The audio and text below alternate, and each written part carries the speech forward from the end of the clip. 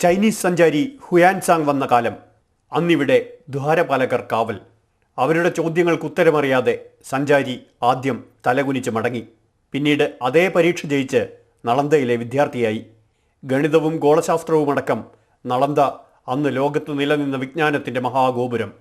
അത് AD 5 മുതൽ 11-ാം നൂറ്റാണ്ട് വരെയുള്ള കഥകൾ. കൊള്ളയടിക്കാൻ വന്ന ബക്തിയാർ ഖിൽജി 1193 ഭിക്ഷുക്കളോട് ചോദിച്ചത്രേ, ധർമ്മഗംഗ എന്ന നിങ്ങളുടെ ഗ്രന്ഥാലയത്തിൽ ഖുറാന്റെ പകർപ്പുണ്ടോ? ഇല്ലായിരുന്നു. നളന്ദ ചുട്ടരിക്കപ്പെട്ടു. 6 മാസം താളിയോലകൾ പുകഞ്ഞു കത്തി. തെല്ലുകാലം പിന്നിട്ട് വയോധികനായ അവസാന ഭിക്ഷു രാഹുല ശ്രീഭദ്രൻ ചരിത്രമായി. അമർത്യാസൻ പറയുന്നു, കഥയിൽ കഴമ്പില്ല, കൊള്ളക്കാരനെന്ത് ഗ്രന്ഥാലയം, ലക്ഷ്യം കവർച്ചയായിരുന്നിരിക്കണം. എന്തുമാകട്ടെ, പാതുവയും ബൊളോണയും പോലുള്ള ലോകത്തെ മികച്ച സർവകലാശാലകളുടെ പട്ടികയിൽ നളന്ദയെ പുനഃസൃഷ്ടിക്കും. ഞാനവിടെ പഠിപ്പിക്കാനെത്തും.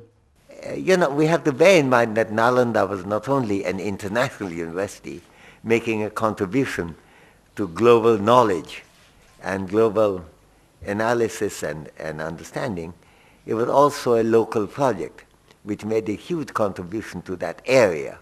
ഡോക്ടർ ഗോപാൽ സബർവാൾ, നിർദ്ദിഷ്ട കലാലയത്തിൻ്റെ നിയുക്ത വൈസ് ചാൻസലർ. ബുദ്ധിസവും സാഹിത്യവും ചരിത്രവും പരിസ്ഥിതിയുമെല്ലാം പാഠ്യവിഷയങ്ങൾ. ഗ്രന്ഥാലയം സിംഗപ്പൂർ സർക്കാർ പുനർനിർമ്മിക്കും. ബീഹാർ സർക്കാർ 500 ഏക്കർ സ്ഥലം കൂടി കണ്ടെത്തും. പുരാതന നളന്ദയുടെ 10-1 ഇന്നും പുറത്തുള്ളൂ, ബാക്കി മണ്ണിനടിയിലാണ്. അറിയുക, ബുദ്ധസ്മാരകങ്ങൾക്ക് അത്തരമൊരു തലവരയുണ്ട്. ബുദ്ധൻ സമാധിയടഞ്ഞ കുശിനഗരം നൂറ്റാണ്ടുകൾ കാടുപിടിച്ച് കിടന്ന ശേഷമാണ് വീണ്ടും ഉയിർത്തെണീറ്റത്. അമർത്യാസൻ പറയുമ്പോൾ ഉറപ്പിക്കാം, നഷ്ടപൈതൃകങ്ങൾ നളന്ദയും തിരിച്ചു പിടിക്കും. കെ മധു, അമൃത ന്യൂസ്, ന്യൂഡൽഹി.